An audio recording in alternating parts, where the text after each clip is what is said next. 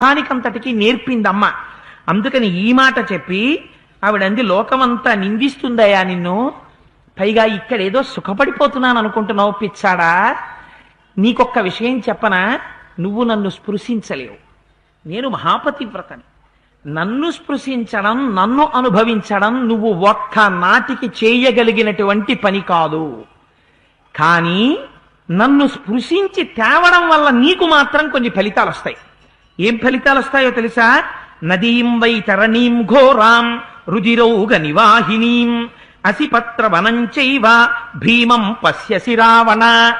నీ శరీరం పడిపోయిన తరువాత నరకలోకానికి ఎడతావు. ఇక్కడెంతకాలం ఉంటావురా? కొంతకాలానికి పడిపోతుంది ఈ శరీరం. ఎప్పుడు పడిపోతుందో కూడా తెలియదు. దిక్కుమాల శరీరం టుపుక్కున పడిపోతుంది. పడిపోయిన తర్వాత ఏం వదిలేయరు, సూక్ష్మజీవుణ్ణి తీసుకెడతారు. తీసుకెళ్ళినప్పుడు చేసిన పాపాలు లెక్క అప్పుడు చెప్తారు.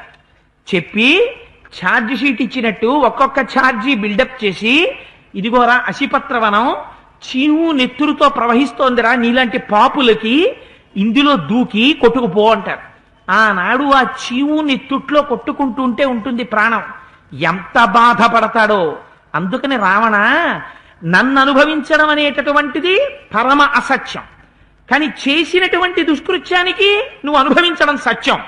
ఒక్క రావణుడిగా చెప్తున్నది, సమస్త లోకమునకు చెప్తోందా? మనస్సు చేతనే సుఖమైన దుఃఖమైన అనుభవిస్తారు మీరు. ఆ మనస్సు అనుభవించేటటువంటి సుఖం క్షణిక మాత్రం. క్షణిక మాత్రం అనుభవించినటువంటి సుఖాన్ని మరొక్క 5 నిమిషాల్లో వెగటంటుంది మనస్సు. ఏముంది అందులో, ఏం అక్కర్లేదంటుంది. కానీ అలా మనస్సు అన్నదాని కోసమై నువ్వు వెంపర్లాడితే తప్పుడు సుఖాల కోసం కఠినమైనటువంటి శిక్షల్ని మాత్రం ఎదుర్కోవలసి ఉంటుంది. చాలా జాగ్రత్త సుమా. అసిపత్రవనానికి వెళ్ళిపోతావు. తప్త కాంచన పుష్పాంచ వైడూర్య ప్రవరచ్చదాం ద్రక్షశేషాల్ మలిం తీక్ష్ణ మాయసై కంటకైశ్చితాం. భయంకరమైనటువంటి తప్తకాంచన పుష్పాంచ, శాల్మలీ వృక్షం అని నరకలోకంలో ఉంటుందిట. అది మెరిసిపోతూ ఉంటుందిట. దానికి ఒంటి నిండా పెద్ద పెద్ద శూలాలు ఉంటాయి.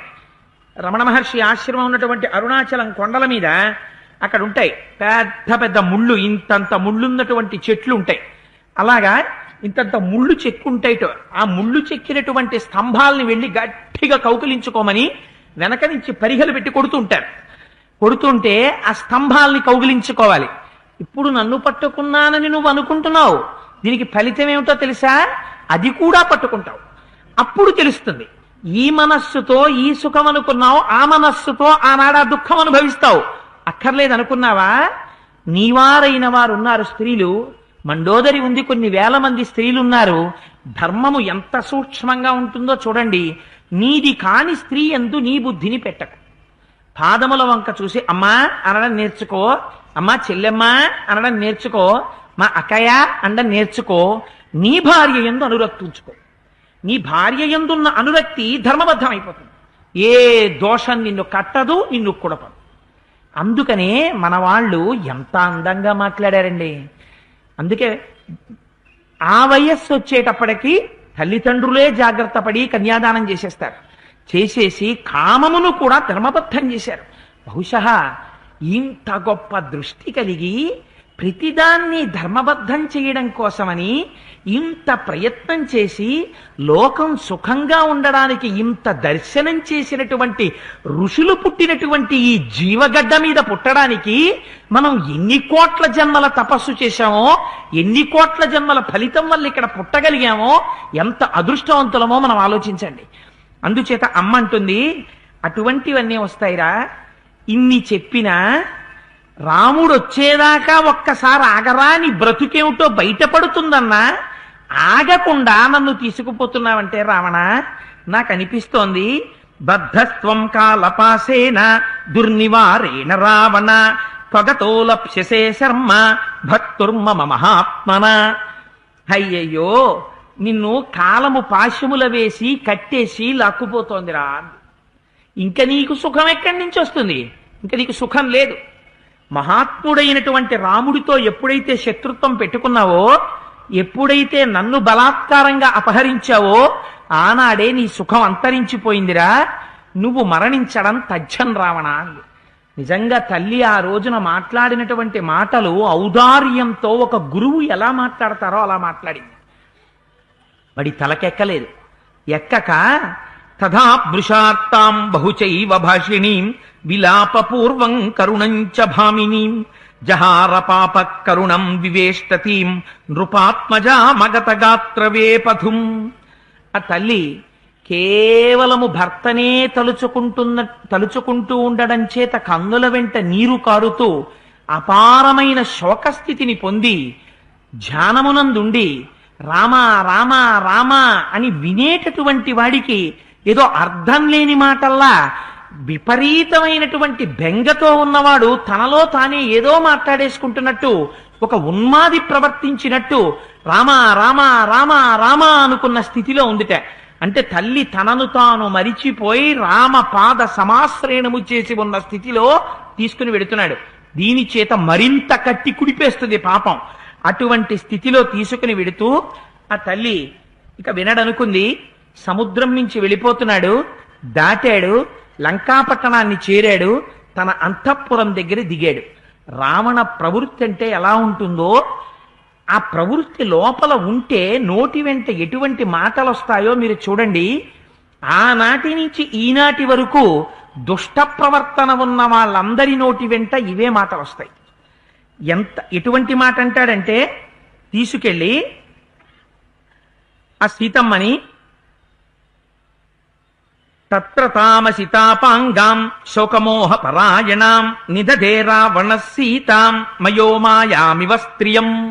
మయుడు మాయచేత నిర్మించినటువంటి గంధర్వ భవనం ఎలా ఉంటుందో అటువంటి లంకలో ఉన్నటువంటి అంతఃపురంలోకి తీసుకెళ్లి సీతమ్మ తల్లిని అంతఃపురంలోకి ప్రవేశపెట్టి అక్కడ ఉన్నటువంటి భయంకరమైన ముఖాలు కలిగినటువంటి పిశాచ స్త్రీలని పిలిచాడు.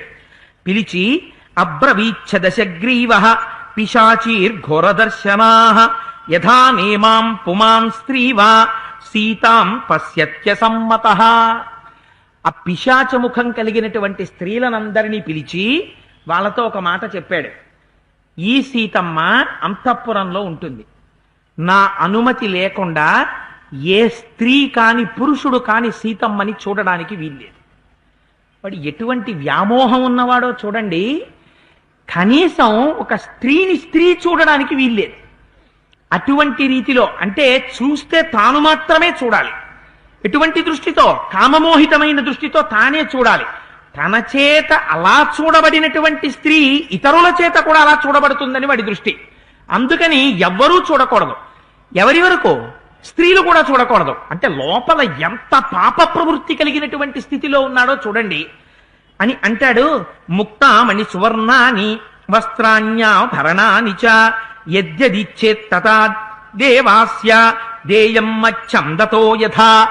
నేను ఎవరినైనా పిలిచి మణులు తెండి, మాణిక్యాలు తెండి, ఉత్తమ వస్త్రాలు తెండి అంటే వేరొకరి యొక్క అనుమతి లేకుండా తెచ్చి నాకెలా ఇస్తారో అలా ఈ సీతమ్మ మణులు కాని, మాణిక్యములు కాని, వస్త్రములు కాని, ఆభరణములు కాని, ఏవైనా భోగములను కాని అడిగితే వెంటనే ఎవరి అనుమతి అవసరం లేకుండా తెచ్చి సీతమ్మకి కావలసినవి సీతమ్మకి ఇవ్వండి అన్నాడు.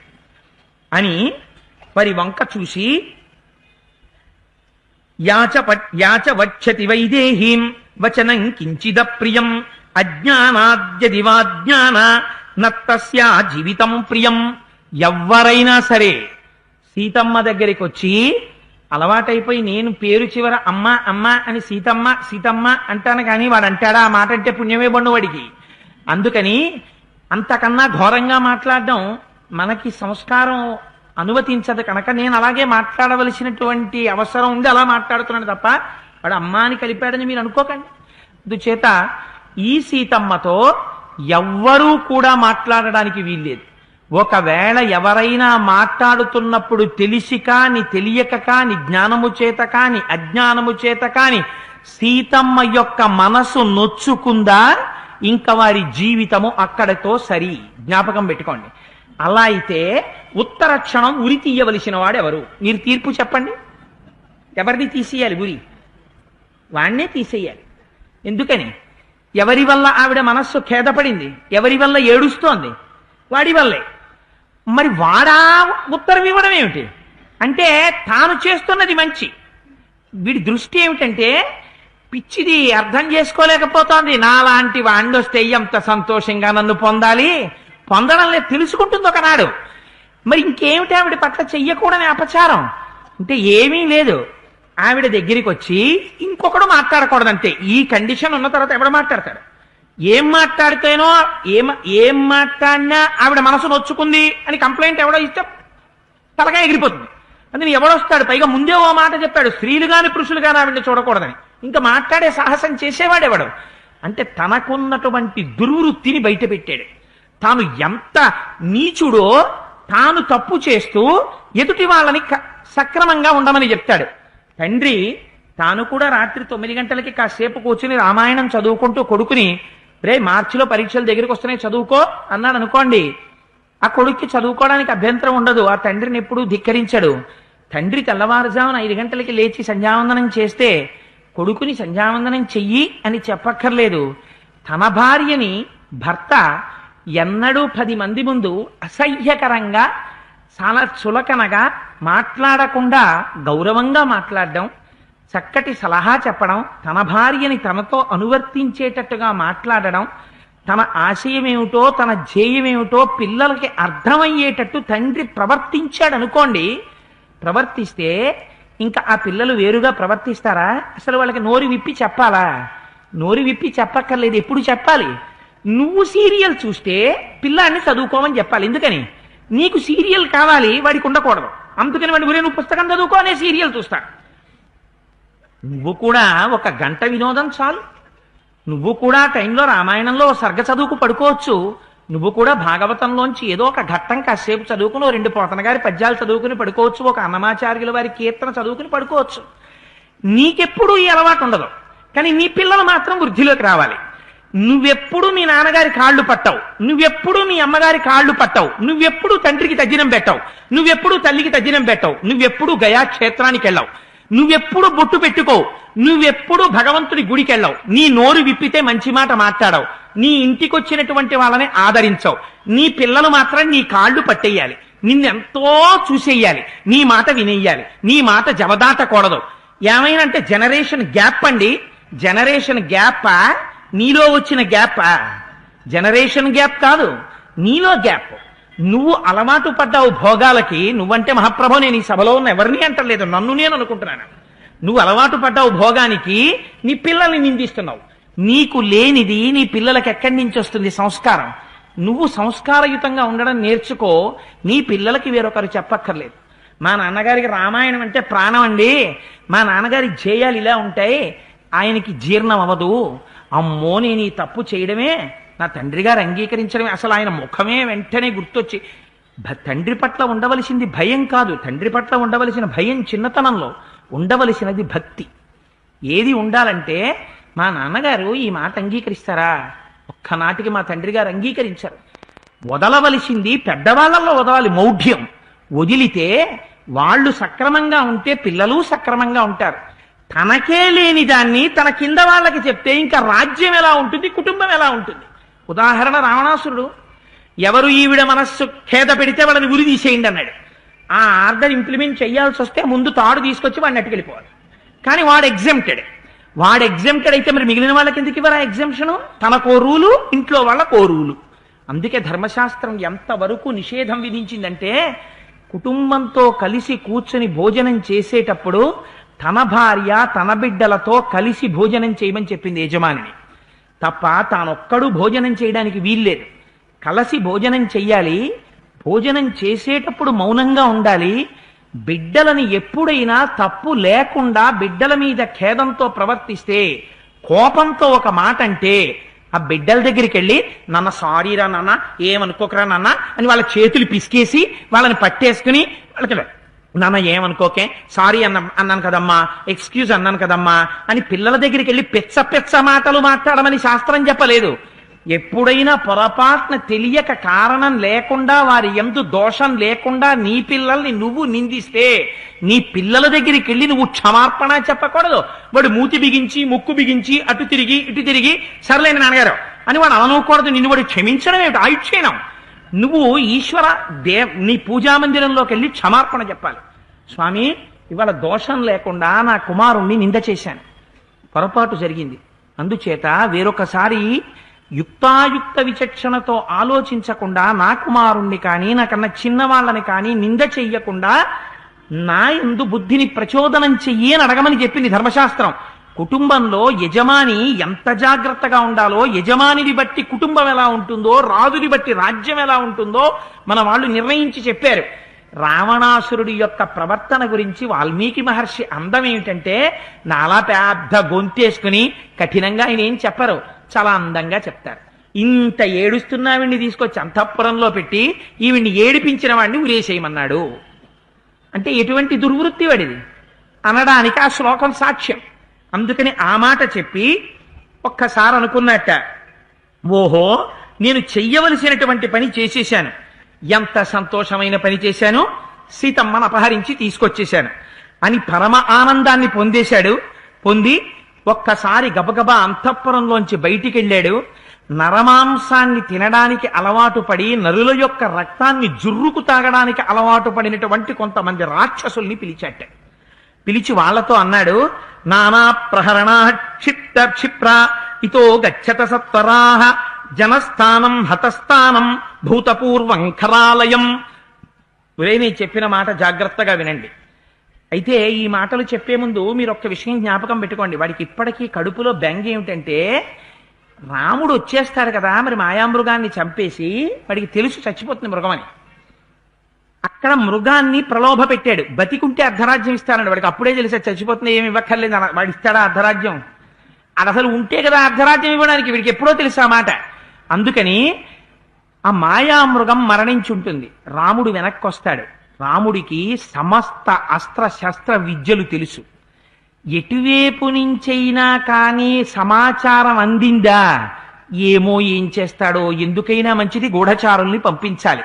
గూఢచారుల దగ్గరికి వెళ్ళి, ఒరే ఇప్పుడే సీతమ్మని ఎత్తుకొచ్చానరా, మీరు వెళ్ళి అక్కడ కాపలా కాయండ్రా అని చెప్పుకోవడానికి వాడికి మళ్ళీ దౌర్బల్యం. ఎందుకని అలా చెప్పుకోవడానికి మళ్ళీ ఎంత అహంకారమో, తన తప్పు తాను మాటతో కూడా అనడవు. అందుకని వాళ్ళని పిలిచి వేరొక మాట చెప్పాడు. ఏమని చెప్పాడు? నానా ప్రహరణా క్షిప్ర ఇతో గచ్చత సత్వరాహ జనస్థానం హతస్థానం భూతపూర్వ ఖరాలయం. ఒకానొకప్పుడు జనస్థానంలో 14,000 మంది రాక్షసులు ఖరదూషణులనేటటువంటి వారి నాయకత్వంలో ఉండేవారు. ఆ ఖరదూషణులనేటటువంటి రాక్షసులు ఇతర రాక్షసులు కూడా నిహతులైపోయారు. ఇప్పుడు జనస్థానం ఖాళీ అయిపోయింది. బలం హి సుమహత్మధ్యే బలం హి సుమహద్యన్మే జనస్థానే నివేశితం సదూషణకరం యుద్ధే హతం రామేణ సాయకైః తత్ర క్రోధో మామామర్ష ధైర్యస్యో పరివర్తతే వైరంచ సుమహజ్ఞాతం రామం ప్రతిసుదారుణం నిర్యాతయితుమిచ్ఛామి తచ్చ వైరమహం రిపోః నహి లప్స్యామ్యహం నిద్రా అహత్ మహత్వా సంయుగే రుపుం జనస్థానే వసద్భిస్తు భవద్భిరామమాశ్రిత ప్రవృత్తిరుపనేతవ్య కింకరోతీతి తత్వతః. వాళ్ళని పిలిచి అన్నాడు, ఒకానొకప్పుడు జనస్థానంలో మునులందరినీ బాధ పెట్టడానికి 14,000 మంది రాక్షసుల మీద నాయకత్వాన్నిచ్చి ఖరదూషణల్ని నియమించాను. కాని రాముడొక్కడే 14,000 మంది రాక్షసుల్ని తెగటార్చాడు. అప్పటి నుంచి నా కడుపు ఉడికిపోతోంది. ఎవరు ఖరదూషణుల్ని సంహరించాడో, ఎవడు 14,000 మంది రాక్షసుల్ని సంహరించాడో అటువంటి రాముణ్ణి సంహరించేంత వరకు నాకు నిద్ర కూడా పట్టదు. నేను అపారమైనటువంటి వైరంతో ఉన్నాను. నిజంగా ఖరదూషణల మీద వాళ్ళు మరణించారనేటటువంటి బాధతో వీడు రాముడి దగ్గరికి వెళ్ళాడా? వీడు వెళ్ళింది సీతమ్మ కోసం వెళ్ళాడు. అందుకని మీరు ఉత్తర క్షణం బయలుదేరండి, పరమధైర్యంతో ఉండండి. ఇంతకన్నా హీనమైన మాట ఇంకోటి ఉందండి. రాముడు ఆశ్రమానికి వచ్చి తోక తొక్కిన త్రాచుపావులా ఉంటాడు, సీతమ్మ అక్కడ లేదని. వీళ్ళుట ధైర్యంగా ఉండాలట రాముడి ముందు. ఆ ధైర్యం తనకే ఉంటే రాముడుండగా తనే వెళ్ళొచ్చుగా. తనకి లేనివన్నీ తన కింద ఉన్న వాళ్ళకు ఉండాలని కోరుకుంటాడు. తనకి ప్రమాదకరమైనవన్నీ వాళ్ళ మీద నెట్టేస్తాడు. వాళ్ళు ఎలా వెళ్ళిపోవాలి? రాముడు అలా ఉన్నాడని వాళ్ళకి తెలియకూడదు, తెలియకుండా వాళ్ళు వెళ్ళిపోవాలి. వాళ్ళకి చెప్పేశాడు అనుకోండి, సీతమ్మని తెచ్చేశాను రా, ఇప్పుడు రాముడు చాలా ఆగ్రహోదగ్రుడై ఉంటాడన్నాడు అనుకోండి, వీళ్ళు అక్కడ దాకా వెళ్లకుండా సముద్రం దాటి అక్కడే ఎక్కడో ఏ చెట్ల కిందో కూర్చుంటారేమో అని వీడికి అనుమానం. వీడికి ఏం కావాలి? ఇప్పుడు అట్నుంచి వచ్చి రాముడు తన మీదకి ఏమైనా వస్తాడేమో అని వీడికి బెంగ. అందుకని వీళ్ళు వెళ్ళాలి, గూఢచర్యం చెయ్యాలి. మీరేం చెయ్యాలి? అక్కడికి వెళ్ళి కింకరో తీతి తత్వత, మీరు నా కింకరులుగా ప్రవర్తించాలి. అక్కడ ఏది జరిగితే దాన్ని వెంటనే వచ్చి నాకు చెప్పాలి. అందుకని మీరు ధైర్యంగా బయలుదేరి వెళ్ళండి. రాముని యొక్క ప్రవర్తనని అంతటినీ కనిపెట్టండి. ఎక్కడెక్కడ ఏం జరుగుతోందో వెంటనే నాకు వచ్చి నివేదించండి అన్నాడు. అని ఈ మాట చెప్పేశాడు. చెప్పేసిన తర్వాత సీతమ్మని తేగానే వాడొక్క 10 నిమిషాలు బయటికి వెళ్ళి రాక్షసుల్ని పిలిచి మాట్లాడడానికి కడుపులో బెంగ కారణం. ఆ బెంగ ఉన్నవాడే, భయం ఉన్నవాడే సగం చచ్చిపోయినట్టు. A coward dies many a times, a brave man dies only once అని ఇంగ్లీష్లో సామెత. పిరికివాడు ప్రతిక్షణం చచ్చిపోతాడు, ధైర్యవంతుడు ఒక్కసారి చచ్చిపోతాడు. అందుచేత ఎవరో ఒక మహాకవి, ఒక ఆధునిక కవి ఒక మాట అన్నాడు, మృత్యు వస్తోంది, మృత్యు వస్తోంది, మృత్యు వచ్చేస్తుందని బెంగ పెట్టుకుంటారు. ఆ మృత్యు వచ్చాక నేను ఉండను, నేను ఉన్నాననుకున్నప్పుడు ఆ మృత్యువు రాదు, ఇంక నేను ఎందుకు దాని గురించి బెంగెట్టుకోవడం, అందుకని నేను బెంగ పెట్టుకోనన్నాడు. గీతాశాస్త్రకారుడు ఎంత అందంగా చెప్పాడో నిజంగా. వాసాంసి జీర్ణాని యథా విహాయ అని అంత అందంగానో ఆయన చెప్పాడు. నాకు ఆ గీత చూస్తే కృష్ణుడి కన్నా అసలు లాజిక్ వచ్చిన వాడు ఎవరనిపిస్తుంది. ఇది వద్దన్నా పడిపోతుంది, లోపలిది వెళ్ళమన్నా ఉండదు, ఇంక దేనికోసం బెంగెట్టుకుంటావు? ఇది ఉండవే ఉండవే అన్నా ఉండదు, వెళ్ళిపోతుంది. లోపలిది పోవే పోవే అంటే పోదు, ఉండిపోతుంది. ఇంక దేనికి బెంగెట్టుకుంటావు? ఈ రెండింటిని నువ్వేం చేయలేవు, ఇంక నీకు బెంగెందుకు, నువ్వు సుఖంగా ఉండు. ఎంత హాయి అయిన మాట చెప్పేశారండి. అదొక్క శ్లోకం అర్థమైతే చదికుమాల జన్మని హాయిగా సుఖంగా తిరిగేసేయచ్చు. అందుకని ఈయన చెప్తాడు, మీరు ధైర్యంగా అక్కడికి వెళ్ళి ఎప్పటికప్పుడు ఆ మాటలు తెచ్చి నాకు నివేదించండి అన్నాడు. ఆ కింకరులు వెళ్ళిపోయారు. వెళ్ళిపోయిన తర్వాత గబగబా అక్కడి నుంచి మళ్లీ బయలుదేరి అంతఃపురంలోకి వచ్చాడు. తతస్తు సీతాముపలభ్య రావణ సుసంప్రహృష్ట పరిగృహ్య మైథిలీం ప్రసజ్య రామేణ చ వైరముత్తమం బభూవ మోహాన్ ముదిత సరక్షసః. బాగా అట్లకాడ కాల్చి కాల్చి కాల్చి కాల్చి వాత పెడితే ఎలా ఉంటుందో అలాంటి వాత పెట్టారు మహర్షి. ఎందుకుట? బభూవ మోహాన్ ముదిత సరక్షసః. మోహం వల్ల సంతోషంగా ఉన్నాడు రా అన్నారు. సీతను తెచ్చేశాను, అమ్మయ్య సీతమ్మని తెచ్చేశాను, సీతమ్మని తెచ్చేశానని పొంగిపోతున్నాడు మనస్సులో. ఏదో ఇంకా వాడు తెచ్చేస్తే చాలని సీతమ్మ తపస్సు చేస్తున్నట్టు పొంగిపోయి అమ్మయ్య సీతమ్మని తెచ్చేశాననుకుని ఆ తల్లి శోకమూర్తి అయి ఉన్నటువంటి సీతమ్మ దగ్గరికి వెళ్ళి మాట్లాడడానికి అయినటువంటి రావణుడు మోహబుద్ధి చేత రామునితోడి వైరము తెచ్చుకున్నానని తెలియక సుఖాన్ని పొందుతున్నాడు అన్నారు. తెలుసుకుంటే ఒక్కటి జ్ఞాపకం పెట్టుకో, నీకు జీవితంలో దుఃఖమునకు కారణమేమి? రామునితోడి వైరమే కారణము. రాముడితోటి వైరమునకు కారణమేమి? రోజు ఏది చెయ్యొద్దని రాముడన్నాడో ఆ పని చెయ్యడం, మళ్ళీ వెళ్ళి పూజామందిరంలో ఆయన దగ్గర నిలబడడం. ఒకసారి క్షమిస్తాడు, 2 మాటలు క్షమిస్తాడు, 10 మాటలు క్షమిస్తాడు, 100 మార్లు క్షమిస్తాడు, 1000 మార్లు క్షమిస్తాడు. 1001వ మాట నీ పూజామందిరంలో ఏదో ఒకనాడంటాడు, అవతలబో అంటాడు. ఎందుకని? నువ్వు ఏం చేసి మర్నాడు పొద్దున్న అక్కడికి వెడుతున్నావో ఆయనకి తెలుసు. అందుకని ఆయన మనస్సు ఖేదపడేటట్టుగా వైరం తెచ్చుకోకు. రోజు పూజామందిరంలోకి వెళ్ళేటప్పుడు పరమధైర్యంతో లోపలికి వెళ్ళగలగాలి. స్వామి, నా వల్ల జరిగినటువంటి పొరపాటు తప్ప, నా తప్పు జరిగిన నాడు కూడా ఒకరికి చెప్పుకోక్కర్లా, ఈశ్వరుడి ముందు చెప్పుకోవడం అలవాటు చేసుకో. ఇది మనకి నేర్పినవాడు ఒకడు ఉన్నాడు, మహానుభావుడు ధూర్జటి. కాళహస్తీశ్వర శతకంలో శంకరుడి దగ్గరికి వెళ్ళి చెప్పుకున్నాడు. కాయలు కాచిపోయినదిలే కాయము వధౌ నఖగ్రములచే, వేశ్యలు గిల్లేస్తే నా ఒళ్ళంతా పుళ్ళు పడిపోయింది స్వామి, అయినా కామం తీరలేదయా ఈ శరీరానికి, శంకరా ఏమి చిత్రమయ్యా అని చెప్పుకున్నాడు. నిజాయితీ. కాళహస్తీశ్వర శతకం చదివితే నాకు ఎంత ఆనందం అంటే, కేవలం శతకంలో పరమేశ్వరుణ్ణి పొగడ్డం కాదు, తన జీవితాన్ని విప్పి భగవంతుడి దగ్గర పెట్టడం ఎలాగో నేర్పాడు ధూర్జటి. అబద్ధాలు చెప్పలేదు, అన్యాయం చెప్పలేదు. తను ఏ తప్పులు చేస్తున్నాడో తప్పులు వెళ్ళి చెప్పుకున్నాడు శంకరుడి ముందు. స్వామి, నేను ఈ దోషం చేస్తున్నాను, నేను వేశ్యావృత్తిలో తిరుగుతున్నాను, శంకర నా వల్ల నాకు కావట్లేదు, నేను వేశ్యల బారి నుండి తప్పుకోలేకపోతున్నాను.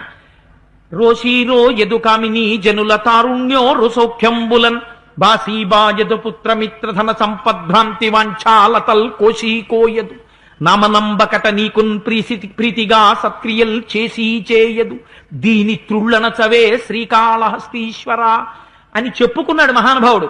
చెప్పుకున్నాడు కాబట్టే ఇవాళ కాళహస్తీశ్వర స్వామి వారి దేవాలయం గోడల నిండా ధూర్జటి వ్రాసుకున్నటువంటి పద్యాలున్నాయి. ఎందరో వచ్చారు, ఎందరో వెళ్ళిపోయారు. ఎవరు రాసిన పద్యాలు దేవాలయం గోడల మీదకి ఎక్కాయి. నీ జీవితాన్ని భగవంతుడు నీ పూజా మందిరంలో విగ్రహం అన్నది మరిచిపోయి ఈశ్వరుడు కూర్చునున్నాడని నువ్వు నమ్మగలిగితే నీ నమ్మికే ఈశ్వరుడు జ్ఞాపకం పెట్టుకో. నేను తెచ్చుకున్న బొమ్మే కదా అనుకుంటే బొమ్మే. అందుకే మనకి ఆర్ష సంప్రదాయంలో ఒక చెట్టు మీద ఉందనుకోండి కొమ్మ, దాన్ని విరిచి తెచ్చి మీరు ఇంట్లో తులసి కోటలో పెట్టారనుకోండి బొమ్మ. గూట్లో పెట్టుకుంటే బొమ్మ, మీరు పూజా మందిరంలో పెట్టుకుంటే అమ్మ. ఏమిటి మారింది? ఇక్కడ మారింది. నీ విశ్వాసము ప్రాతిపదిక. నీ విశ్వాసము నిజమైతే రాముడితోటి వైరము పెట్టుకోకుండా ఉండడం అన్నది నీ పూజా మందిరంలో తెలియాలి. ఇది ఈ వైరము పెట్టుకున్న నాడు నీకు సుఖము లేదు. సుఖం ఎక్కడి నుంచి వస్తుందో, శాంతి ఎక్కడి నుంచి వస్తుందో స్థానం చెప్తున్నారు మహర్షి. ఎంతకాలం నువ్వు భగవంతుడి దగ్గర నిజాయితీగా ఉంటున్నావో అంతకాలము నువ్వు సుఖశాంతులతో ఉంటావు. ఏనాడు నేను భగవంతుడి కళ్ళు కప్పుతున్నాను అనుకుంటున్నావో ఆనాడు నువ్వు ఈశ్వరుడి అనుగ్రహానికి దూరం అయిపోతావు. అందుచేత రామవైరం తెచ్చుకుని కూడా సుఖంగా ఉన్నాననుకుంటున్నాడు రా మొహబుద్ధితో. ఈశ్వరుడికి తెలియదు. ప్రతి క్షణం నువ్వేం చేస్తున్నావో ఆయనకి తెలుసు. ఎక్కడి నుంచి ఏం తెస్తున్నావో తెలుసు. నువ్వేం చేస్తున్నావో తెలుసు, ఏం చూస్తున్నావో తెలుసు. చూసిన వస్తువు పట్ల లోపల ఎలా భావిస్తున్నావో తెలుసు. ఇన్ని తెలుసున్నవాడు లోపల కూర్చుని మార్కులు వేసుకుంటూనే ఉన్నాడు. లోపల కూర్చుని మార్కులు వేసుకుంటున్న వాడికి తెలియదనుకుని నువ్వు ప్రవర్తించడం, మోహబుద్ధి చేత రామవైరంతో నీ మరణాన్ని నువ్వు కొని తెచ్చుకుని సుఖంగా ఉన్నానని భ్రాంతిలో బతకడం. ఈ శ్లోకంలో మహర్షి రావణుడిని ఉద్దేశించి రాశారా, సమస్త లోకానికి రాశారా? సమస్త లోకానికి రాశారు రామాయణం అని ఈ మాట చెప్పి అంతఃపురంలోకి వెళ్ళాట. వెళ్ళి ఆ తల్లి దగ్గరికి వెళ్ళేటప్పటికీ అసందర్భంగా అర్థం లేని మాట అంటే చూడండి, తాను విశేషించిన కాముకతతో ఉన్నాడు. తాను తీసుకొచ్చినటువంటి స్త్రీ మహాపతివ్రత. భర్త కోసం ఆవిడ విశేషంగా ఏడుస్తోంది. తాను వెళ్ళేటప్పటికి పోనీ అమ్మయ్య ఏదో ఇంత కష్టపడి వచ్చానని చెప్పి కాళ్ళు చేతులు మొహం కడుక్కుని కూర్చుందని మహర్షి ఎక్కడా చెప్పలేదు. ఆవిడ ఏం ప్రసన్నత పొంది లేదు. ఎంత బెంగ పెట్టుకుని ఎంత ఏడుస్తోందంటే సీతమ్మ, అశ్రుపూర్ణముఖీం దీనాం శోకభారాభిపీడితాం వాయువేగైరివాక్రాంతాం మజ్జంతీం నవమర్ణవే. ఎంత గొప్ప ఉపమానాలు వేసేశారో చూడండి. సీతమ్మ అశ్రుపూర్ణముఖీం, కళ్ళ నిండా ఏడుస్తూ చంపల వెంట కన్నీటి ధారలు కారిపోతున్నాయి. దీనాం, అత్యంత దీనంగా ఉంది. శోకభారని పీడితాం, శోకం చేత పీడింపబడుతోంది. వాయువేగైరివాక్రాంతాం మజ్జంతీం నవమర్ణవే. ఒక సముద్రంలో ఓడ మునిగిపోయేటప్పుడు పెద్ద గాలి వస్తే ఆ గాలి వస్తుందని ఎవరూ ఊహించనప్పుడు వచ్చినటువంటి పెనుతుపానులో చిక్కుకున్న నౌక మునిగిపోతుంటే ఆ మునిగిపోతున్న నౌకలో ఉన్న వాళ్ళు చేస్తున్న హాహాకారాలు ఎలా ఉంటాయో, వాళ్ళు ఎటువంటి దిగ్భ్రాంతిలో ఉంటారో అటువంటి దిగ్భ్రాంతికి లోనయ్యుందా తల్లి. మజ్జంతీం నవమర్ణవే మృగయూధ పరిభ్రష్టాం మృగీం శ్వభిర్వ్యావృతాం అధోముఖముఖీం సీతాం అభ్యేత్య చ నిశాచరః. చుట్టూ వేట కుక్కలన్నీ వచ్చి నిలబడ్డాయనుకోండి, మధ్యలో దొరికిపోయినటువంటి ఒక లేడీ భయపడిపోతూ చూస్తుంటే ఇంతంత నాలుకలు చాపుకుని, వేట కుక్కలకి ఒక లక్షణం ఉంటుంది. ఆ వేట కుక్క ఎంత గమ్మత్తుగా ఉంటుందంటే, ఒక మృగాన్ని వేటాడాలి అని అనుకునుంటే, మీరు ఎప్పుడైనా చూశారో లేదో వేట కుక్క లక్షణం, దానికి ఒక గమ్మత్తైన చర్య ఉంటుంది. తనకన్నా చాలా గొప్ప మృగాన్ని వేటాడడానికి ఎడుతోంది అనుకోండి, అది ఏం చేస్తుందంటే ముందు మూత్ర విసర్జన చేస్తుంది. చేసి తన తోకని తడుపుతుంది. అందులో తడిపి వెంటనే తెచ్చి బయట ఉన్న నేల మీద తిప్పుతుంది. ఒకసారి తిప్పితే ఆ తడికి తోకంతా ఇసకంటుకుంటుంది. ఇసకంటుకున్న తర్వాత వేట కుక్క పరిగెత్తినప్పుడు మీరు చూడాలి, ఇక్కడి నుంచి లేస్తే తర్వాతంగా గేటు దగ్గర వేస్తుంది. అలా పరిగెడుతుంది. పరిగెత్తి ఆ మృగం దగ్గరికి వెళ్ళి ముందు తన తోక పెట్టి కళ్ళల్లో కొడుతుంది.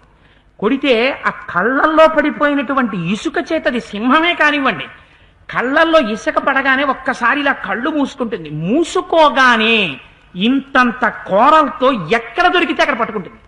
అంతే, ఎంత లోతు పట్టిందో అంత కండ పట్టుకుని వెళ్ళిపోతుంది. ఒక కుక్క అలా వెళ్ళగానే మిగిలిన కుక్కలన్నీ చుట్టూ చేరుతాయి. అన్నిటికన్నా భయం ఎప్పుడో తెలుసా అండి?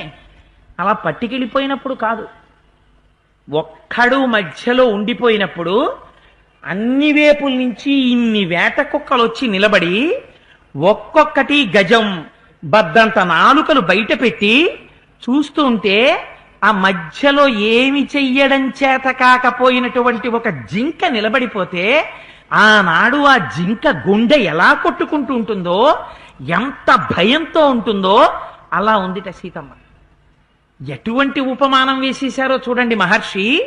అటువంటి స్థితిలో ఆ తల్లి అక్కడ కూర్చుని అధోముఖి ఇలా తలెత్తి చూడ్డానికి కూడా భయం. ఎందుకని ఆ తల్లి ఎప్పుడు చూడలేదు అటువంటి వాళ్ళని.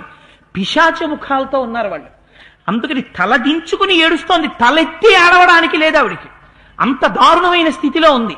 తల దించుకుని ఏడుస్తున్న సీతమ్మ అయితే మీకు అనిపిస్తుంది పైకి సీతమ్మ అలా ఉందనుకుంటారు. కానీ మహర్షి ఇందులో ఒక గొప్ప సత్యాన్ని ఆవిష్కరిస్తున్నారు.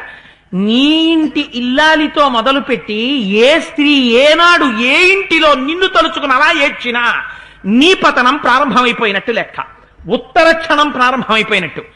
ఏ రోజు కూడా నిన్ను తలుచుకుని ఒక ఉత్తమ స్త్రీ ఏమిటి, ఏ స్త్రీ తలుచుకుని ఎక్కడా అలా తల వంచుకుని ఏడ్వకూడదు. ఎంత జాగ్రత్తగా నువ్వు ప్రవర్తించాలో, అందున స్త్రీల దగ్గర ప్రవర్తించేటప్పుడు ఎంత కట్టుబాటుతో ఉండాలో నేర్పుతున్నారు మహర్షి. కోరి కోరి కోరి కోరి తెచ్చావు సీతమ్మని, నీ ఇంట కూర్చుని ఏడుస్తోంది. అందుకే మన వాళ్ళు మాట అంటారు, అమ్మా నట్టింట్లో కూర్చుని ఎడవకండమ్మా అంటారు. ఎందుకనంటే స్త్రీ ఏడ్చిన కంటి బాష్పం కానీ నేల మీద పడిందా ఆ తరువాతి కాలంలో ఆ పాప ఫలితాన్ని అక్కడ చూపిస్తుంది. అది తెలిసో తెలియదో అక్కడ బాంబు పడింది ఏమవుతుంది? స్త్రీ కంటి వెంట బాధతో పడినటువంటి బాష్ప బిందువు కూడా అంతే. స్త్రీ కంటి నీటి చుక్క వస్తే నీకు ప్రమాదం వచ్చేసినట్టే. అందుకే అందరికన్నా ప్రత్యక్ష దేవతగా ఆరాధించమని చెప్పింది మనకి స్త్రీని. యథార్థమునకు ఆవిడ అటువంటి పూజార్హురాలి. ఎందుచేత ఇవాల్టి రోజున మనందరం బతికున్నామంటే, లోకమున్నది అంటే స్త్రీ అన్న ఒక్క స్వరూపాన్ని పక్కన పెట్టేయండి, ఉత్తర క్షణం ఈ లోకం లేదు, లయమైపోయినట్టే. ఎందుకని? తండ్రి నేను ఇలా అన్నాను అనుకోకండి, కాముకతతో ఒకనాడు స్త్రీతో కలవచ్చు. కడుపులో పెట్టుకు పెంచిందమ్మ. స్త్రీకి అందం పట్ల మమకారం ఉండొచ్చు, తన శరీరం వికారం పొందుతుంటే భరిస్తుంది. లోపల ఉన్న కొడుకు కోసం. వాడేం తెలుసు, ఆవిడకేం పరిచయం ఉన్నాడా, గ్లాడ్ టు మీట్ యు అని షేక్ హ్యాండ్ ఇచ్చాడా? వాడి కోసం భరిస్తుంది. తాను మరణిస్తుందో ఉంటుందో తెలియదు ప్రసవ వేదనలో, పునర్జన్మ స్త్రీకి. అటువంటి ప్రసవ వేదన తాను అనుభవించి బిడ్డడికి జన్మనిస్తుంది. తన భర్తకైనా అన్నం వండి పెడుతుంది, కానీ తన బిడ్డడు పుడితే ఉత్తర క్షణం తన రక్తాన్ని పాలగా మార్చేస్తుంది. కృతజ్ఞత చెప్పవలసిన కొడుకు కాలెత్తి గుండెల మీద తంతే ఆ అరికాలు పట్టుకుని ముద్దు పెట్టుకుంటుంది. ఒక పిల్లి ఏమీ చేతకాంది పిల్లల్ని తన నోటితో పట్టుకుని 7 ఇళ్లు తీసుకెళ్లి దాచి పెంచి పెద్ద చేస్తుంది. పనికి మాలిన పంది పాలిచ్చి పిల్లల్ని పెంచుకుంటుంది. పిరికితనానికి మారుపేరైన కోడి గ్రద్దొస్తే రెక్కల కింద పెట్టి పిల్లల్ని పెంచింది. ఏది స్త్రీ ప్రాణిని పక్కన పెట్టండి, లోకం ఎక్కడుంది? అసలు మనం లేం, ఈ లోకం లేదు. అటువంటి మహోదాత్తమైనటువంటి స్త్రీ కంటి వెంట నీ ప్రవర్తన చేత నీటి బిందువు పడితే నీ పతనము ప్రారంభమైపోయినట్టే. ఎట్టి పరిస్థితులలో కంటి వెంట నీరు కార్చేట్టు ప్రవర్తించకు. అందుకే తన ఇల్లాలైనా కూడా, అందుకే ఉట్టినే కన్యాదానం చేసేరు ఆడపిల్ల ఉన్నవాళ్ళు. ఆడపిల్లని కన్యాదానం చేస్తే మా అమ్మాయి ఉందండి, ఒరే నువ్వు తీసుకోరా అని పట్టుకెళ్ళేమి ఇవ్వరు. ఆర్ష సంప్రదాయంలో ఎంత మహోత్కృష్టమైన స్థితిని చూపించారు. ఒరే పిచ్చాడా, నీకిస్తున్నది లక్ష్మినిస్తున్నాను, నీ బ్రతుకు దీనివల్ల ఉంది. ఎందుకని? లక్ష్మి ఉన్నంతసేపే ఎవడైనా శోభనము కాని, కీర్తి కాని, తేజస్సు కాని, పరాక్రమము కాని, విద్య కాని, జ్ఞానము కాని, ఐశ్వర్యము కాని, ఔదార్యము కాని ఏదైనా సరే ఈవిడ నుంచే నీకు వస్తుంటాయి. ఈవిడని లక్ష్మీ స్వరూపగా చూసి పద్మాననే పద్మవూరు పద్మాక్షి పద్మ సంభవే, పద్మవనబడేటటువంటి బుట్టలో పెట్టి పుట్టినప్పటి నుంచి మేనమామలకి వరసవుతుంది కాబట్టి దుష్టబుద్ధితో చూశారని నువ్వు అనుకుంటావేమో. ఆ మేనమామలు ఎప్పుడూ అలా చూడలేదని చెప్పడానికి పద్మంలో లక్ష్మిని తెచ్చినట్టు మేనమామ తెస్తాడు. తెచ్చి పీటల మీద కూర్చోపెడితే నిన్ను నారాయణమూర్తిగా చూసి నీకు లక్ష్మిగా ఇస్తున్నాను రా, ఒళ్ళు దగ్గర పెట్టుకో నా కూతురి విషయంలో అని చెప్పి కన్యాదానం చేస్తాడు కూతురి తండ్రి. ఆ లక్ష్మి నీ ఇంట్లో ఏడ్చిందనుకో నీ ప్రవర్తనకి, నీ భార్య కంటి వెంట నీరు పడితే నువ్వు పరిగెత్తుకెళ్ళి ఉత్తరీయం బట్టి తుడిచేయడమే. ఎప్పుడు భర్త పట్ల భార్య కూడా అంత మర్యాదగా ఉంటే, లేకపోతే ఆ భార్యకి ప్రమాదమే.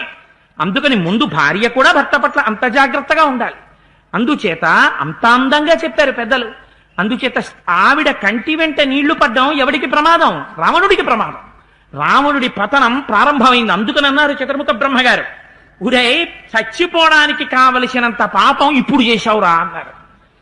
రావణుడికే కాదు మనకైనా అంతేరా, ఇంతవాడిని గర్వించకురా, స్త్రీని అన్నిటికన్నా తక్కువగా చూడకు.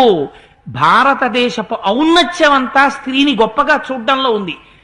మనం కూడా స్త్రీని భోజ్య వస్తువుగా, భోగ వస్తువుగా, అడ్వర్టైజ్ పెట్టి ఉపకరణంగా చూడడం మొదలు పెట్టిన నాడే భారతదేశం కూడా విదేశాల దగ్గరికి వెళ్ళి అప్పులుచ్చుకోవడం ప్రారంభమైంది. ఒకనాడు ఈ దేశానికి వస్తే 100 మణుగుల బంగారాలు పట్టుకెళ్లిన వాళ్ళు ఈ జాతికి అప్పులిచ్చి ఎలా బతకాలో శాసనం చేయగలుగుతున్నారు. ఎందువల్ల? స్త్రీని చూడడం నీకు చేత కావడం తప్పిపోయింది. ఏనాడు తప్పిపోయిందో ఆనాడే ఐశ్వర్యం కూడా భ్రష్టం అయిపోయింది. అందుకని ఆ తల్లి అలా ఏడుస్తుంటే తాంతుశోకపరాం దీనాం అవశాం రక్షసాధిప సబలా దర్శయామాస గృహం దేవగృహోపమం. అక్కడికి వెళ్ళాడు. అలా ఏడుస్తున్నటువంటి సీతమ్మ దగ్గరికి వెళ్ళి, ఆవిడకి అటువంటి బుద్ధి ఉందా లేదా, చూడాలనుకుంటోందా లేదా వాడికి అనవసరం. ఎంత మాటేశారో చూడండి. సబలాదర్శయామాస. వాడికి ఉన్న కోరికంతా ఏమిటి? సీతమ్మ తన యందు అనురక్తిని పెంచుకోవాలి. ఎలా పెంచుకుంటుంది? వాడికి ఒక్కటే తెలుసు జీవితంలో. ఏమిటి తెలుసు? తను సంపాదించి తెచ్చింది ఉంది. ఏమిటి తను సంపాదించి తెచ్చింది? అన్నగారిని కొట్టి తెచ్చిన పుష్పక విమానం, ఇంకోని చావగొట్టి తెచ్చినటువంటి ఇంకో వస్తువు, ఇవన్నీ తెచ్చి ఇంట్లో పెట్టుకున్నాడు. అంటే ఏ టైంలో పోలీసులకి తెలిసినా పోయే ప్రాపర్టీ. పోలీసులు అంటే ఎవరు? పరమాత్మ. ఆయనకి తెలిసింది తీసుకెళ్ళడానికే వచ్చేస్తున్నాడు ఆయన. వాళ్ళు వ్యాన్ ఎక్కేశారని వీడికి తెలియదు. తెలియక వీడు ఈ ప్రాపర్టీని అమ్మవారికి చూపిస్తున్నాడు. ఇది మహర్షి యొక్క రహస్యమైన భాష. ఇంకో కొత్త పాపం, ఎన్నెన్ని తెచ్చాడో అమ్మవారు చూస్తోంది ఇవాళ. అది పోని తనంతటా ఆవిడ చూస్తే ఓలా ఉండను. బలవంతంగా ఏడుస్తున్న తల్లిని రెక్కపట్టి ఎత్తి తీసుకెళ్లాడు. చూడు నా ఐశ్వర్యం అని. ఇంకా ఇంతకన్నా దారుణం ఎక్కడుంటుంది ప్రపంచంలో? వీడి ఐశ్వర్యం చూసి అబ్బాయి అంత ఐశ్వర్యం రా రావణ అని ఆవిడ వాడి యందు అనురక్తి అయిపోతుందని వాడి కోరిక. అందుకని ఆవిడ్ని తీసుకెడుతున్నాడు. తీసుకెళ్లి హర్మ్య ప్రసాద సంబంధం స్త్రీ సహస్ర నిషేవితం నానా పక్షి గణైర్జుష్టం నానారత్న సమన్వితం కాంచనైస్తాపనీయైశ్చ స్ఫాటికై రాజతైరపి వజ్రవైఢూర్య చిత్రైశ్చ స్తంభై దృష్టిమనోహరైః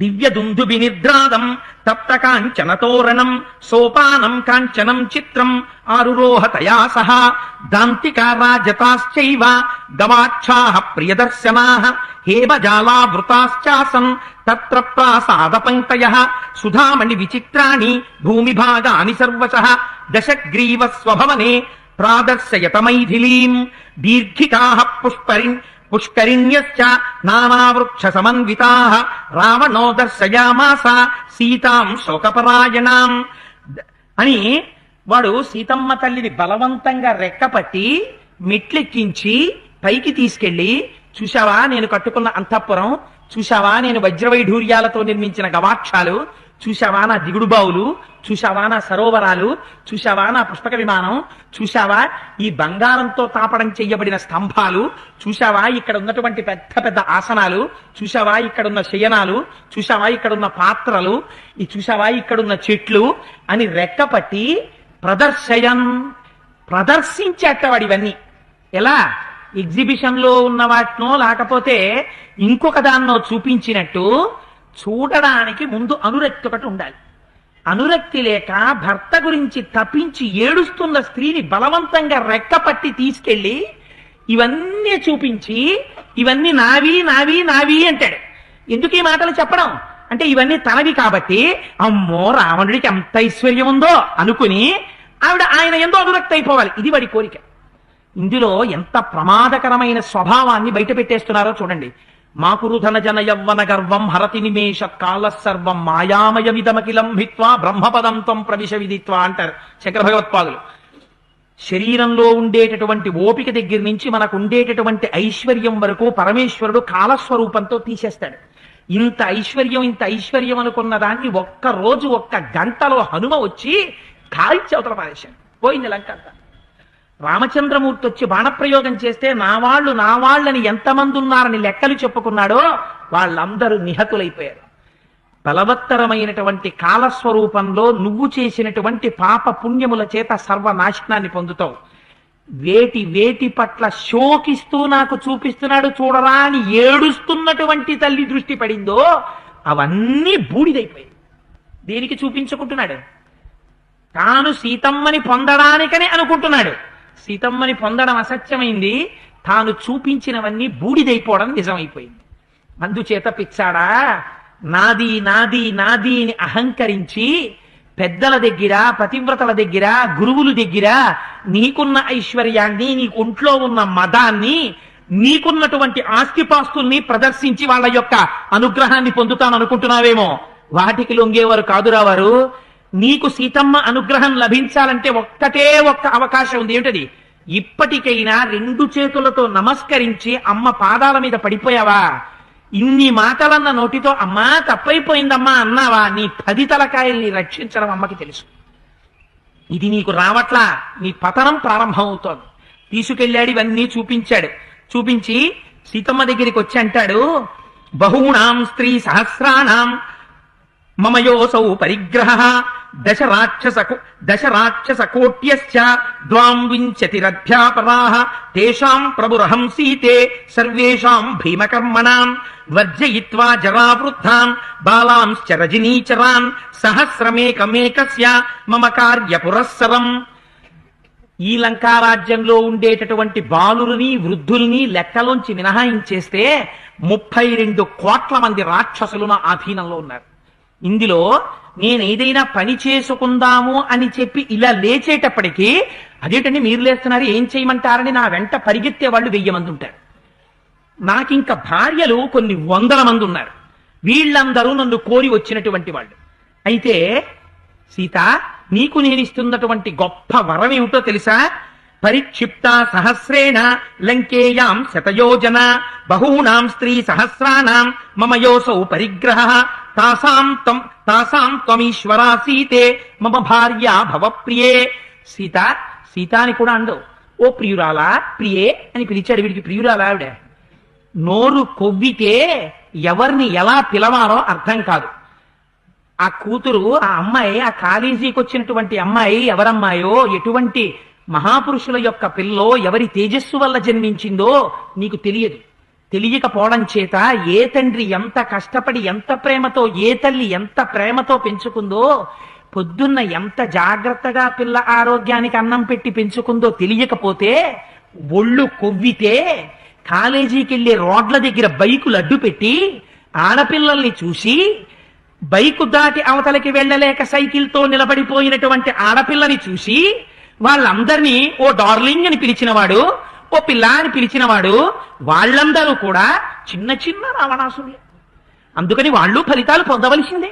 నీకు ఆ ఫలితాలు అక్కర్లేదనుకుంటే రామచంద్రమూర్తిలా సైకిల్ తొక్కడం చేతకాని పిల్ల దగ్గర పుస్తకాల బ్యాగ్ నువ్వు పట్టుకెళ్లి గేటు దగ్గర నుంచి ఇచ్చి చెల్లెమ్మ సంతోషంగా వెళ్ళి రాండం నేర్చుకో. నీ మాట మార్చుకోవడంలో నీ బతుకు బాగు ఆధారపడుద్ది. లేదనుకున్నావా? చూసే ఈశ్వరుడు ఒకడున్నాడు. రామాయణం విని రావణాసురుడి విలన్ అనుకోకు. నువ్వెన్ని మాటలు జీవితంలో విలన్వో కూడా గుర్తుపెట్టుకో. కనపడ్డ ప్రతి వాళ్ళని ప్రియా అని పిలవడం ఎంత ప్రమాదకరమో నేర్చుకో. నీ దగ్గర 50 రూపాయలు దొంగతనంగా పుచ్చుకుని శల్యురాయుడి మీద చూపించిన ప్రతివాడు నిన్ను ఉద్ధరించేవాడు అనుకుంటున్నావు. వాళ్ళందరూ ఏనుగుని పట్టడానికి లతలు కప్పి గోతులు తీసినటువంటి దొంగలతో సమానమైన వాళ్ళు. ప్రేమించానని వెంటపడి 2.5 గంటల సినిమా తర్వాత ఇద్దరు కలుసుకోవడం సుఖాంతమైతే నీ జీవితం కూడా కోరుకున్న స్త్రీతో కలవడం సుఖాంతం అనుకుంటున్నావేమో. కాదు. తర్వాత జీవితం ఎంత జాగ్రత్తగా ఉండాలో తెలిసి 10 మంది ఇచ్చి అన్ననాడు నిన్ను కన్నవాళ్ళు కూడా తలంచుకుంటే నీ బతుకు బయటపడుతుంది. అందుకని చదువుకునే సమయంలో చదువు దగ్గర ఉండాలి. గృహస్థాశ్రమంలో ఉన్నప్పుడు గృహస్థాశ్రమంలో ఉండాలి, ఎక్కడున్నవాడు అక్కడ ఉండాలి, ఎవడు దేన్ని కలగలపకూడదు. సీతమ్మ తల్లిని ఆ పిలుపు పిలిచి తన మృత్యువుని తాను కొని తెచ్చుకుంటున్నాడు రావణాసురుడు. అందుకని మహర్షి ఎంత అందంగా మాట్లాడుతున్నారో చూడండి కావ్య భాషలో. అందుకని భార్య భవప్రియే, ఈ భార్యలందరికీ నువ్వు అధినాథురాలివిక అయి నాకు భార్యవిక, నా యందు మనస్సుంచు. ఈ లంక సామాన్యమైంది అనుకుంటున్నావో, పరిక్షిప్త సహస్రేణ లంకేయాం శతయోజన నేయం దర్శయితుం శక్య శ్రేంద్రైరపి సురాసురైః న దేవేషు న యజ్ఞేషు న గంధర్వేషు పక్షిషు అహం పశ్యామి లోకేషు యో మే వీర్య సమో భవేత్ రాజ్యభ్రష్టేన దీనేన తాపసేన గతాయుషా కిం కరిష్యసి రామేణ మానుషేణ అల్పతేజస. వాడికి నోరు విప్పితే ఇదోటి. వాడంటాడు, ఇది 100 యోజనముల సముద్రానికి ఈవల నిర్మింపబడినటువంటి కాంచన లంక. దీన్ని దేవతలు కాని, దానవులు కాని, యక్షులు కాని, గంధర్వులు కాని, కిన్నెరులు కాని, కింపురుషులు కాని, పతకులు కాని, నాగులు కాని, పక్షులు కాని, దానవులు కాని కన్నెత్తి చూడలేరు. అటువంటి లంకాపట్టణాన్ని నువ్వు చేరుకున్న తర్వాత ఇంకా ఇక్కడికొచ్చి నిన్ను చూసేవాడెవడు, నిన్ను తీసుకెళ్లగలిగిన వాడెవరు? సీత నా మాట విని ఇంకా రాముడు రాముడు రాముడు అంటావా? ఆ రాముడు అల్పాయుర్దాయం కలిగిన వాడు, రాజ్యభ్రష్టుడు, దీనుడు, అరణ్యములు పట్టి తిరుగుతున్నవాడు. అటువంటి రాముడితో నీకేం పని? భజస్వ సీతే మామేవ భర్తాహం సదృశస్తవ యవ్వనం శత్రుహం భీరు రమస్యేహ మయా సహా. నీకు తగిన భర్తని నేను, నన్ను భర్తగా స్వీకరించు. స్వీకరించి ఆనందంగా సంతోషంగా తిరుగు. నోటి వెంట రాకూడనటువంటి భయంకరమైనటువంటి మాట ఇంకొక మాట అనేశాడు. ఎంత ధర్మం తప్పి అంటున్నాడో చూడండి. అభిషేకోదక క్లిన్న తుష్టాచ రమయస్వమాం దుష్కృతం యత్పురాకర్మ వనవాసేన తద్గతం యశ్చ తే సుకృతో ధర్మ స్తహ్యేహ ఫలమాప్నుహి. హాయిగా నాతో కలిసి సింహాసనం మీద కూర్చుని మళ్ళీ పట్టాభిషేకం చేసుకుందాం. చేసుకుంటే ఆ పట్టాభిషేకం చేసినప్పుడు మీద పడినటువంటి జలములతో తడిసి నాతో కలిసి సకల ఆనందములు అనుభవిద్దుగలిగి.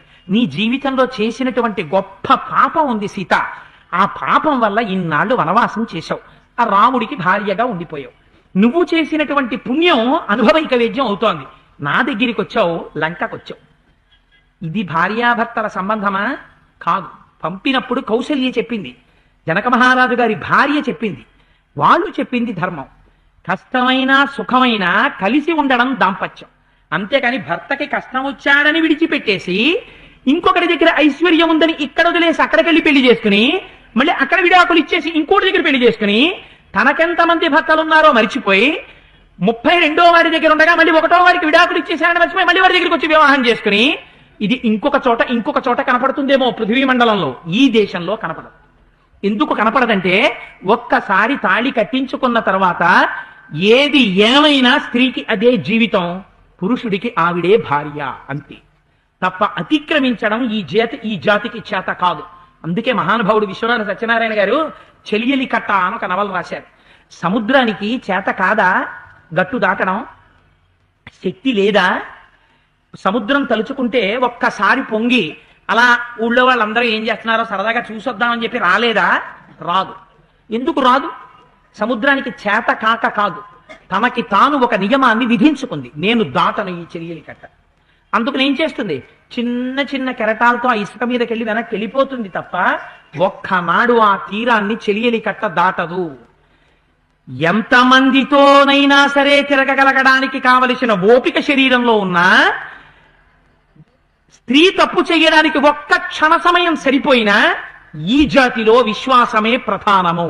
పురుషుడు ఒక్కసారి నాతి చరామి అని మామగారికి ప్రమాణం చేశాడా, ఏమైనా కాని ఆ స్త్రీ మంచమే పట్టని తాను మాత్రం ఇంకొక వేరొక స్త్రీని ఇహ భార్యగా చూడడు. ఆ నాతి చరామి అన్న మాట ఉందే, నాతి చరామి ఇది నా ప్రాణమంత్రం అన్నారు ఒక చోట. నిజంగా గొప్ప మాట ఇది. అందుచేత ఆ నాతి చరామి అన్న 5 అక్షరాలు భారతీయ తత్వానికంతటికి 5 ప్రాణాలు. మనం వ్యాహృతులు స్వీకరించేటప్పుడు ప్రాణాయి స్వాహ, అపానాయి స్వాహ, వ్యానాయి స్వాహ, ఉదానాయి స్వాహ, ఓం సమానాయి స్వాహ అంటామే. నాకైతే అనిపిస్తుంది ఈ శరీరాన్ని పవిత్రంగా ఉంచుకోవడానికి ఆ 5 పంచవ్యాహృతులైతే ఈ జాతిని ఇంత పవిత్రంగా నిలబెట్టినటువంటి పంచవ్యాహృతులు నాతి చరామి. ఈ స్త్రీని అతిక్రమించను అని పురుషుడు చేసిన ప్రమాణం. అదే చెలియలి కట్ట. దాటదు సముద్రం. అందువల్లే భారతదేశాన్ని చూస్తే ఇక్కడ స్త్రీని చూసినా ఇక్కడ పురుషుణ్ణి చూసినా ఒకానొక సమయంలో షేక్ హ్యాండ్ కూడా ఇచ్చేవారు కాదు. భారతీయ స్త్రీలంటే వాళ్ళు షేక్ హ్యాండ్ పుచ్చుకోరని నమస్కారమే. నేను ఒకసారి అరుణాచలం వెళ్ళాను. వెళ్ళి తెల్లవారుజామున కొండల మీద తిరుగుతున్నాం. తిరిగి స్కంధాశ్రమం విరూపాక్ష గుహ చూసి దిగిపోతుంటే అట్నుంచి ఫారినర్స్ కొంతమంది ఆడవాళ్ళు వస్తున్నారు. వస్తుంటే మా పినమామ గారు ఆఫీస్ సూపరింటెండెంట్ చేశారు, MBS లో, మంచి ఇంగ్లీష్ మాట్లాడగలరు. ఆయన కూడా నాతో పాటు ఆ కొండ మీద ఉన్నారు. ఆ రోజున మేము దిగిపోతుంటే అట్నుంచి వచ్చినటువంటి ఫారిన్ లేడీని ఆయన అడిగారు, what did you see on the hill అని. అంటే ఆవిడంది, ఏదో నాతో ఇక్కడ పాలవాడు ఒక ఆయన వచ్చాడు, ఈ has shown me some caves, గుహలు చూశాను, అందులో తపస్సు చేసుకుంటున్నటువంటి దివ్యమూర్తులను చూశాను అంది. అంటే మా పినమామ గారు వెరీ గ్లాడ్ అని ఇలా చెయ్యిచ్చారు. ఆవిడంది, we always feel pride to salute Indians like this. I don't want to shake my hands with you. నిజంగా నేను ఆయన అలా చెయ్యిచ్చినందుకు సిగ్గుతో తలంచుకున్నాను. ఆవిడ భారత జాతి ఔన్నత్యాన్ని ఒక ఫారినర్ నిలబెట్టినందుకు తలెత్తుకున్నాను. ఆవిడంది, మాకెప్పుడు మా దేశంలో ఒక మాట చెప్తారు, భారతీయుల దగ్గరికి వెళ్ళినప్పుడు మాత్రం ఇలా చేతులు ఊపకు, ఇలా చెప్పు, వాళ్ళ సంస్కృతి అంత గొప్పది ఈ పృథివీ మండలంలో. అందుకని మీతో నేను నా చేతులు షేక్ చేయను, మీకు ఇలా నమస్కరిస్తానని నమస్కారం చేసింది ఆ తల్లి. ఆ మధ్యాహ్నం మేము భిక్ష చేస్తుంటే ఆవిడ తెల్లటి కాటన్ చీర కట్టుకుని బొట్టు పెట్టుకుని ఎంగిలి విస్తళ్ళెత్తడానికి పరిచారికగా సర్వీస్ చేయడానికి వచ్చింది. ఈ దేశానికి ఉన్న గౌరవం ఋషులతో ఉంది, ఈ దేశానికి ఉన్న గౌరవం మన ప్రాచీన సంప్రదాయంలో ఉంది, సంస్కృతిలో ఉంది. తప్ప ఏదో చూసి ఏవో విని వాళ్ళల్లా ఇమిటేట్ చేసి అగ్నిహోత్రాన్ని కౌగలించుకోవడం చెయ్యకూడదు. మనం ఎక్కడ పుట్టామో, ఏ సంప్రదాయంలో పుట్టామో, ఏ సంస్కృతిలో పుట్టామో, ఏ సంస్కృతిని చూసి అన్ని దేశాలు నమస్కారం చేస్తున్నాయో దాన్ని నిలబెట్టుకోవడం మన కర్తవ్యం. దాన్ని మహర్షి ఇవాళ మనకి రామాయణాంతర్గతంగా ఉపదేశం చేస్తున్నారు. అందుచేత ఆ తల్లిని తీసుకువెళ్ళి ఆ అంతఃపురాన్నంతటినీ చూపించి, అభిషేక జలాలతో తడిసినటువంటి దానివై నాతో కలిసి సుఖాలు అనుభవించు సీత, ఏదో చేసిన పాపానికి అరణ్యవాసం చేసేసావు, పుణ్యం అనుభవించు అన్నాడు. ఈ మాట ఈ దేశంలో అనడమే దురాచారం. అసలు ఆ మాట ఈ దేశంలో నోటి వెంట రానేకూడదు. ఒక ఫారినర్ ఇప్పటికి గౌరవిస్తే అప్పటి రోజుల్లో రావణుడు ఈ మాట అనడం ఎంతటి మహాపాతకమై ఉంటుంది మీరు ఆలోచించండి. దాన్ని బట్టి వాడి వ్యక్తిత్వం ఎటువంటిదో మీరు ఆలోచించండి. అందుకని ఈ మాట అంటే, విశాలం రమణీయంచ తద్విమానమనుత్తమం తత్ర సీతే మయా సార్థం విహరస్య యథాసుఖం పుష్పకం నామ శుశ్రోణి భ్రాతుర్వైశ్రవణస్య మే విమానం సూర్య సంకాశం తరసా నిర్జితం మయా ఇహ మాల్యాని సర్వాణి దివ్యగంధాని మైథిలి భూషణాని చ ముఖ్యాని సేవస్వ చ మయా సహా. ఇదిగో ఈ అందమైన మాలలు వేసుకో, అలంకారాలు వేసుకో. పుష్పక విమానం మా అన్నయ్యని కొట్టి పట్టుకొచ్చాను, అది ఎక్కి మన ఇద్దరం హాయిగా అలా విహారం చేద్దాం. సీత, నాతో సుఖంగా ఇలా ఆనందించకుండా ఎందుకు రాముడు రాముడు రాముడు అని అలా ఏడుస్తావు అని అడిగితే ఆ తల్లిట, ఏవం వదతి తస్మిన్ సా వస్త్రాంతేన వరాంగన పిధాయందు నిభం సీత ముఖమాశ్రూణ్యవర్తయత్. ఇంతకన్నా దారుణమైన సంఘటన ప్రపంచంలో ఎక్కడుంటుందండి? ఏ ముఖాన్ని చూసి 10 మాటలు వాడు వరాననా ఇందుముఖి అంటున్నాడు, ఆ ముఖం వాడికి అలా కనపడడం అమ్మవారికి అసహ్యం వేసింది.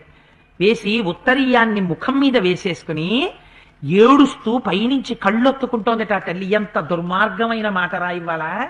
ఒక అమ్మ దగ్గరికి వెళ్ళి కొడుకు నిలబడి, అమ్మా నువ్వు ఎంత అందంగా ఉన్నావోనమ్మా అన్న మాట వినవలసిన రోజు వచ్చింది నాకు. మన భారతీయ సంప్రదాయంలో ఏ పురాణంలో ఏ రాక్షసుడు బహుశా ఇలా మాట్లాడలేదు. కళ్ళొత్తుకుంటుంటే ఆ రోజునే వాడు మరణించినట్టు లెక్క యథార్థానికి. ధ్యాయంతీం తామివాస్వస్తాం దీనాం చింతాహత ప్రభాం ఉవాచ వచనం పాపో రావణో రాక్షసేశ్వర. ఏడుస్తూ శోకధ్యానపరాయణయ్యి కళ్ళొత్తుకుంటున్న సీతమ్మని ఒక్క మాట అన్నాడు అని ఆవిడ ఏ స్థితిలో ఉందో చూపించారు మహర్షి. రావణాసురుడు తర్వాత కూడా 10 నెలలు ఎందుకు బ్రతికున్నాడో ఈ శ్లోకం నిరూపిస్తుంది. ఎందుకు బ్రతికాడో తెలుసా అండి? వాడు చేసిన పాపానికి కూడాను ఈ పని వల్ల బతికిపోయాడు. ఏతౌ పాదౌ మయాస్మితౌ శిరోభి పరిపీడితౌ ప్రసాదం కురుమే క్షిప్రం వస్యో దాసోహమస్మితే. సీత, నీ పాదాలు పట్టుకుంటున్నాను సీత, ఎర్రటి నీ గోళ్లల్లోంచి వచ్చేటటువంటి ఆ కాంతులు కలిగిన పాదాలతో కాముకుడనైన నన్ను అనుగ్రహించి నా కోరిక తీర్చు అని పాదాలు పట్టుకున్నాడు. తెలిసి పట్టుకున్నా తెలియక పట్టుకున్నా కాళ్ళు పట్టుకున్నాడు. శిరస్సు వంచాడు. ఆ శూర్పణక విషమంతా గోళ్లల్లో ఉంటే రావణుడి విషమంతా తలల్లో ఉంది. అందుకని అమ్మ వాడు 12 నెలల సమయం ఇస్తే అమ్మ వాడికి 10 నెలల సమయం ఇచ్చింది. 10 నెలలే 10 గడ్డి పరకలు అడ్డు పెట్టి మాట్లాడింది. కాళ్ళు పట్టుకున్నావు, నీ బుర్రలో విషయం ఏమైనా మారుతుందేమో చూస్తానని చెప్పింది మనస్సులో. అందుకనే 10 నెలలు వాడు ఇంకా బ్రతకగలిగాడు సీతమ్మను అలా చూస్తూ కూడా. అలా వెళ్ళి కాళ్ళు పట్టుకుంటేనే అంత అనుగ్రహింపబడితే, అమ్మా మా అమ్మ సీతమ్మ అని వెళ్ళి మా అమ్మ అని గట్టిగా కాళ్ళు పట్టుకుని చక్కటి ఆ ఎర్రటి పాదాలు, మా అమ్మ మట్టెలు, ఆ పద మంజీరములు, ఆ ఎర్రటి చీర చూసి, అమ్మా అమ్మ నువ్వు మా అమ్మమ్మ, ఆ మట్టెలు చెప్తున్నాయమ్మా నువ్వు మా తండ్రి భార్యవని, మా నాన్నగారు మా అమ్మ అని గట్టిగా ఎర్రటి పాదాలు చేత్తో పట్టుకుని తల తీసుకెళ్ళి ఆ పాదాలకు తగిల్చి అమ్మా సీతమ్మ అంటే ఎంత పొంగిపోతుంది మా అమ్మ. అందుకని బహుశా గోపాలకృష్ణ గారు ఇలా చూస్తుంటే బాగుంటుందనిలా ఉంది, వెనకాతలు ఎంత అందమైంది వారు పెట్టారు. స్వామి రామాయణం జరుగుతున్నన్నాళ్ళు నేను సాక్షిగా అక్కడ నిలబడకపోతే ఎలా పిల్లల్ని చూస్తూ అని తానే నడిచొచ్చాడు. నన్ను పాలింపక నడచి వచ్చిటివా అని కదా త్యాగరాజు గారు అన్నారు. ఆయనే అలా వచ్చాడు, వచ్చి నిలబడ్డాడు. సరే ఈ మాట అని పాదములు పట్టుకుంటే సీతమ్మంది. ఆవిడికి భయమా? యథార్థానికి వెంటనే మహర్షి మనకి చెప్పేస్తుంటారు, ఆవిడికి భయం ఏమిట్రా, అగ్నిహోత్రం ఆవిడికి భయం లేదు. సాతధోక్తాతు వైదేహి నిర్భయా శోకకర్షిత తృణమంతరత కృత్వా రావణం ప్రత్యభాషత మొదలుపెట్టింది మొదటి గడ్డి పరక. ఇది సుందరకాండతో అయిపోతుంది. ఈ గడ్డి పరక అడ్డు పెట్టింది ఎందుకని? నువ్వు పరమ దుర్మార్గుడివి, నేను పతివ్రతని, నీకు నాకు మధ్యలో వ్యవధానం ఉండాలి, అడ్డు లేకుండా మాట్లాడకూడదు, అందుకు నువ్వు గడ్డి పరక అడ్డు పెట్టి మాట్లాడుతున్నాను రా అని గడ్డి పరక అడ్డు పెట్టి మాట్లాడుతోంది తల్లి. ఎంత ధర్మం పాటిస్తుందో చూడండి. రామో నామ సధర్మాత్మ త్రిశులోకేషు విశ్రుత దీర్ఘబాహుర్విశాలాక్షో దైవతం హి పతిర్మమ. ఆయన మహానుభావుడురా రామచంద్రమూర్తి, దీర్ఘమైన బాహువులు ఉన్నవాడు, విశాలమైన కన్నులున్నవాడు, నాకు భర్త, నాకు దైవం, నాకు సమస్తం. అటువంటి వాడికి ఇల్లాలని నేను. ఇక్ష్వాకూణాం కులే జాత సింహస్కంధో మహాద్యుతి లక్ష్మణేన సహభ్రాత్ర ఎస్తే ప్రాణాన్ హరిష్యతి. ఇక్ష్వాకు కులంలో పుట్టి సింహము వంటి మూపు ఉండి లక్ష్మణుణ్ణి తన తమ్ముడిగా కలిగినటువంటి రాముడి చేతిలో ప్రాణాలు పోవడానికి సిద్ధంగా ఉండు రావణ అని ప్రత్యక్షం యద్యహం తస్య త్వయాస్యాం దర్శితా బలాత్ సైతాత్వం హతసంఖ్యే జనస్థానే యథాకరః. నువ్వే కాని ఒక్క 10 నిమిషాలు ఉండి రామచంద్రమూర్తి సన్నిధానంలో ఇటువంటి అవమానం చెయ్యడానికి ప్రయత్నం చేసి ఉంటే రావణ నువ్వు కూడా కరుడి పక్కన పడుతుండే వాడివిరా ఈ పాటికి అని. గతాయుస్తం గతశ్రీకో గతసత్వో గతేంద్రియ లంకా వైధవ్య సంయుక్త తత్కృతేన భవిష్యతి. ఒక శాపమే ఆవిడ నోటి వెంట వచ్చేసింది, అనకూడని మాట. ఆవిడ చెప్పేసింది గతాయుస్త్వం, అయిపోయిందిరా నీ ఆయుర్దాయం క్షీణించిపోయింది. అందుకే నెలలలోకి వచ్చేసాడు. ఇంకా ఎన్నాళ్ళు ఉన్నాడు అమ్మని తీసుకొచ్చాక? 12 నెలలను ఆవిడికి టైం ఇచ్చాడు, కానీ ఉన్నది 10 నెలలే. వచ్చేసారు రామచంద్రమూర్తి. అందుకని గతాయుస్త్వం, ఆయు అయిపోయింది. గత శ్రీకో, నీ ఐశ్వర్యము వెళ్ళిపోయింది. గత సత్వో, నీ కొంట్లో ఉన్న ఓపిక అయిపోతోంది. ఎందుకని? నీ చుట్టూ ఉన్నటువంటి పరివారం కూడా వెళ్ళిపోయే సమయం ఆసన్నం అయిపోయింది. గతేంద్రియ, నీ ఇంద్రియాలు కూడా పతనమైపోవడం ప్రారంభమైపోయింది. ఎందుకని? నా వంక చూడరాని చూపు చూసినప్పుడే నీ ఇంద్రియాల పతనం ప్రారంభమైపోయినట్టు. లంకా వైధవ్య సంయుక్త, లంక విధవగా నిలబడడానికి సిద్ధంగా ఉంది. త్వత్కృతేన భవిష్యతి, నువ్వు చేసిన పని వల్ల భవిష్యత్తులో ఈ పని జరగబోతోంది అని ఒక్క మాట చెప్తున్నాను రా రావణ. నీ అంతఃపురం చూపించు, నీ ఉద్యానవనాలు చూపించు, నీ దిగుడు బావులు చూపించు. ఒక్క మాట చెప్పనా? క్రీడంతి రాజహంసేన పద్మండేషు నిత్యదా హంసీ సా తృణషండస్థం కథం పశ్యేతమద్భుకం. నీటి మీద పట్టేటటువంటి నాచుగడ్డి నోట్లో పట్టుకున్న నీటి కాకిని నిరంతరం రాజహంసతో కలిసి క్రీడించడానికి అలవాటు పడిపోయినటువంటి హంస చూస్తుందే, చూడ్డానికి ఒప్పుకుంటుందే? రాముణ్ణి చూసిన కన్నులతో రామునికి భార్యనైన నేను నిన్ను కనీసం చూడను రా మహాపాపి, పోతలకండి అంటే వాడికి ఎంత ఆగ్రహం వచ్చేసిందో. వచ్చన్నాడు, శృణు మైథిలి మద్వాక్యం మాసాన్ ద్వాదశ భామిని కాలే నానే నాభ్యేషి ఇది మాం చారుహాసిని తతస్త్వాం ప్రాతరాశార్థం సూదాస్యేత్స్వంతిలేశః. నీకు 12 మాసాల గడివిస్తున్నాను. ఈలోగా బుద్ధి మార్చుకుని నీ అంత నువ్వు నా పాన్పు చేరితే బ్రతికిపోతావు. ఒకవేళ నువ్వు కాని బుద్ధి మార్చుకోలేదా, 12 నెలలు పూర్తి కాగానే నేను ఉదయం